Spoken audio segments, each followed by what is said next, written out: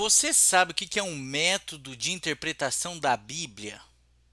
A gente já falou sobre isso aqui no canal, mas hoje eu vou retomar essa nossa conversa, tá bom? Eu vou te dar um tempinho para você já se inscrever aqui no canal, clicar no sininho para receber as nossas informações e logo depois da vinheta a gente vai falar um pouquinho sobre a importância de um método de interpretação da Bíblia. Aonde que a igreja tem errado? Porque ela lê a Bíblia de qualquer jeito. E será que a Bíblia pode ser lida de qualquer jeito? Pode ser interpretada de qualquer jeito? Isso a gente vai ver logo depois da vinheta e eu te espero lá.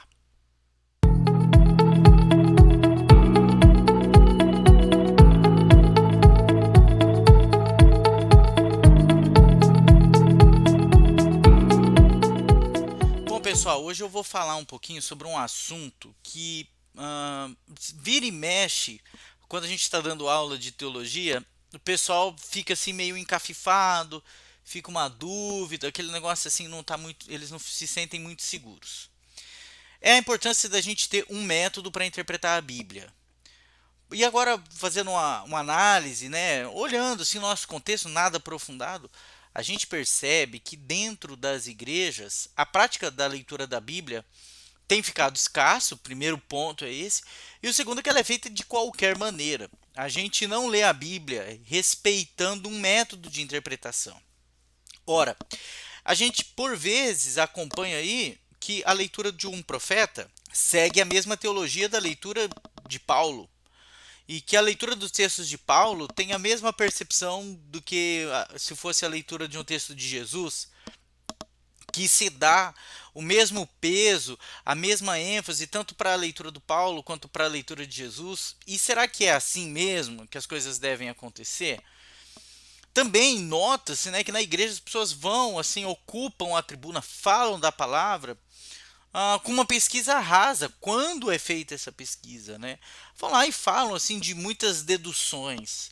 E é por isso que quando a gente está quase sempre lá ouvindo alguém pregar ou ministrar ou em uma reunião, em algum momento, as expressões eu acho, eu creio, eu vejo que elas aparecem muito mais. E isso é um sinal de que não há um método. E é um sinal de que não é a Bíblia quem está falando.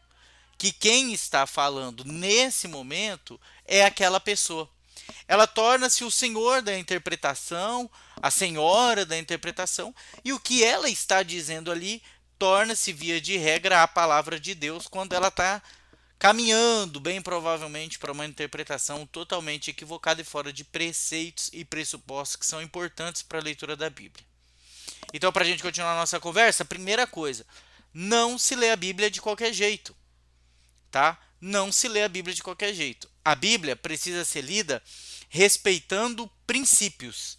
E aí, olha, valeria, né, na verdade, muitos outros vídeos falando sobre isso. Mas assim, dentre vários princípios, nós temos, por exemplo, gênero literário, né? Não posso ler um texto do Pentateuco como eu leio um texto dos profetas. Eu não posso ler Atos como eu leio os Evangelhos. E não posso ler Apocalipse como eu leio as cartas paulinas. A Bíblia tem alguns blocos de forma de interpretação dela. Então, o Pentateuco tem todo um contexto, toda uma estrutura, e a minha interpretação tem que partir dos pressupostos do próprio Pentateuco. Como a gente se acostumou, inclusive, em acompanhar as leituras da Bíblia sem um método, o problema está ficando agravado, porque quando alguém tenta levar o método, ele tem muita dificuldade, ele não consegue, ele acha que está ficando muito fria, talvez, a interpretação do texto. Mas não é que a interpretação do texto está ficando fria, é porque de fato precisa ser respeitado um método. Bom, o exemplo aí do gênero literário é um, mas qual os danos disso, por exemplo, lá para a igreja? Bom, tem sérios danos, né? Quando a gente interpreta a Bíblia a bel prazer, né, com certa liberalidade, sem respeitar um método de interpretação, a gente pode perder algumas riquezas que o texto traz, a gente pode introduzir coisas ao texto que o texto não diz, a gente pode forçar o texto a falar o que ele não queria falar, e aí, em última esfera, assim, elaborar uma heresia ou trazer algum trauma na espiritualidade do ouvinte, porque ele está ouvindo ali de coração aberto, com toda sinceridade, crendo de que aquele que está fazendo uso se utilizou de um método para interpretação.